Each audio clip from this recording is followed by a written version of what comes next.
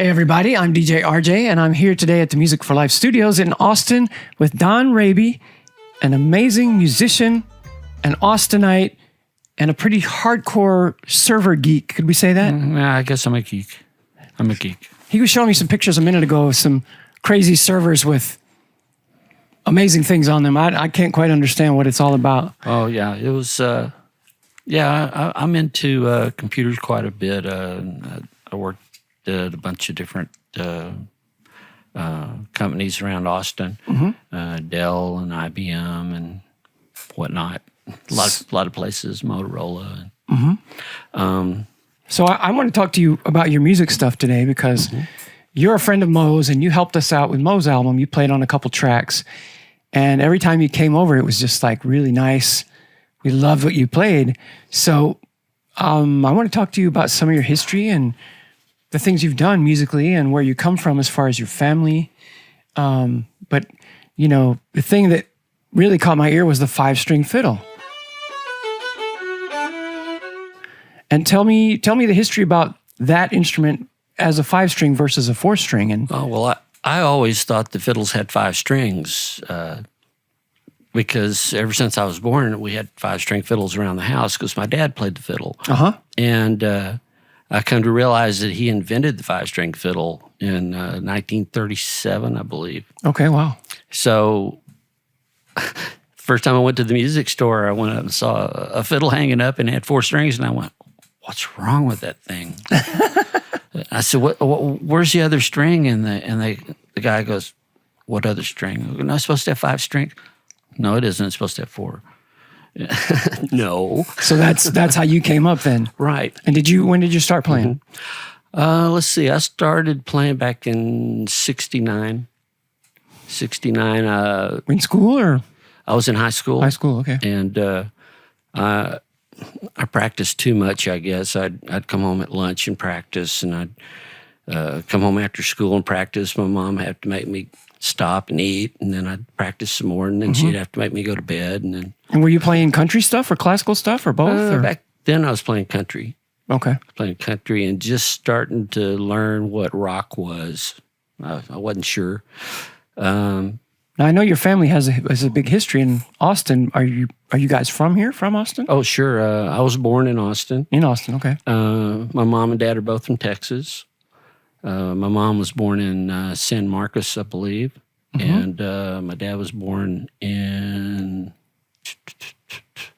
wow, that was a long time ago, celebrating his 102nd birthday if he was alive.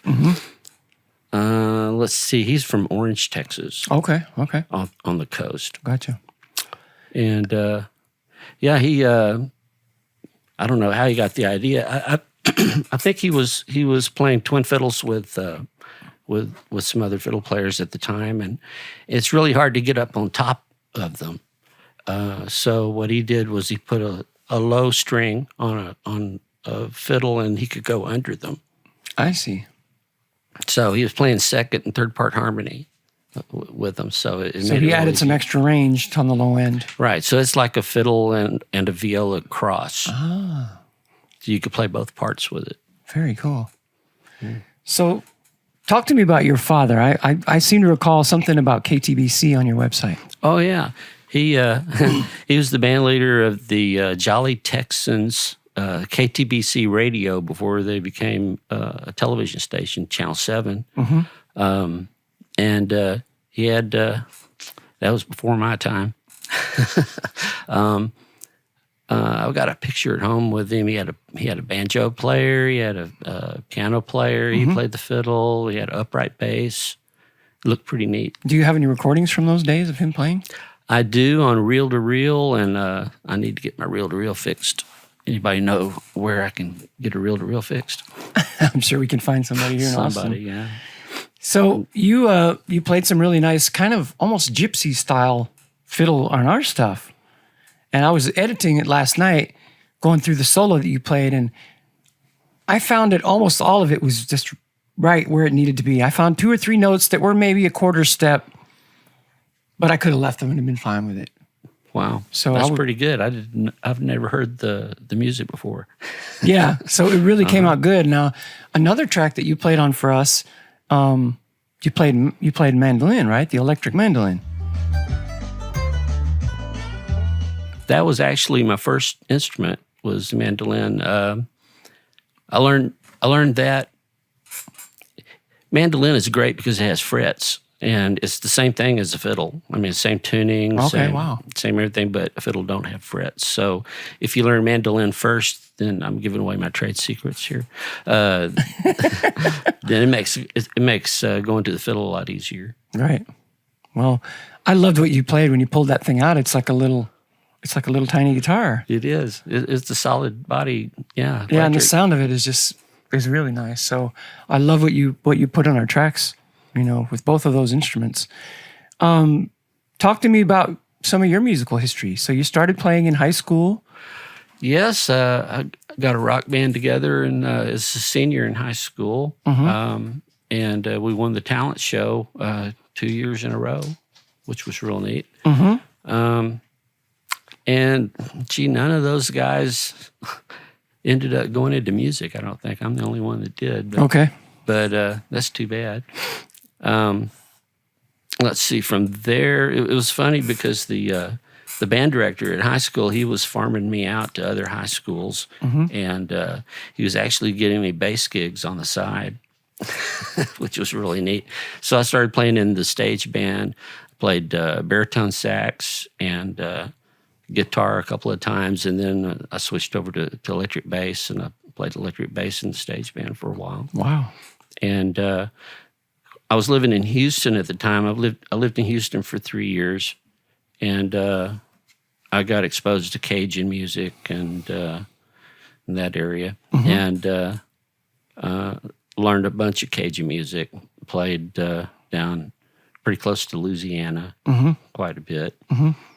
And then I moved back to Austin and started playing with country groups. Who did you play with? Who that we might know of here in Austin? Oh, gee, let me think. Everybody? There was a bunch. Well, let's see. I played with Hank Thompson. He was a national act. I also played with Joe Bob's Bar and Grill Band.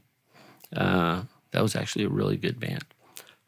Played with, see if I can remember some of these, Jess Domain. Played with the Texas High Riders. I don't know if anybody would even have heard of any of these, but then I also would farm myself out to other people. So I played with name acts like Daryl McCall and oh, gee, there were so many. And do you have a favorite instrument that you prefer to mainly play? Is it fiddle or? It seems to be fiddle. I like playing guitar too, and I like playing bass, and I like saxophone. I like mandolin. Any others? I got into drums a little bit. Somebody left a steel guitar at my house, and I learned a couple of songs on that, and then they took it back. Yeah, I'd like to get. I've got a tenor sax now. I've played alto sax and I've played baritone sax before. But, tenor sax is kind of confusing to me, and I wouldn't mind trying a soprano too. Okay, they're pretty neat, but they're hard to play. They're very hard to and play. your partner at home, how does that work with the music thing? Oh, she's good with it. She's not really into some of the music that I'm into, but she knows that I have to go play, so she lets me. Very cool. And so, Don, you came and did studio work for us. Do you do a lot of that stuff? Are you available if people want to hire you for studio work? Oh, sure. Yeah, especially nowadays. All the gigs kind of went away. Yeah. But, yeah, sure. Give me a call, anybody. And is there how people can get in touch with you, your website? Sure, on my website or... What's your website again? It's www.fivestringfiddle.com. Fivestringfiddle.com, okay. And you've got some of your history on there, I remember. Right. I got people that I've actually played with, people that I've opened for, and a bunch of pictures, road pictures. And I got a couple of places on there that I'm kind of experimenting with, like road food and dumpsters. Dumpsters. So, dumpster art is really neat. While you're on the road. Oh, yeah. Oh, yeah. cool. So you're a photographer too, or? I became one. I took like 70,000 pictures. Wow. Yeah. Wow. I couldn't believe it either until I tried to back them up.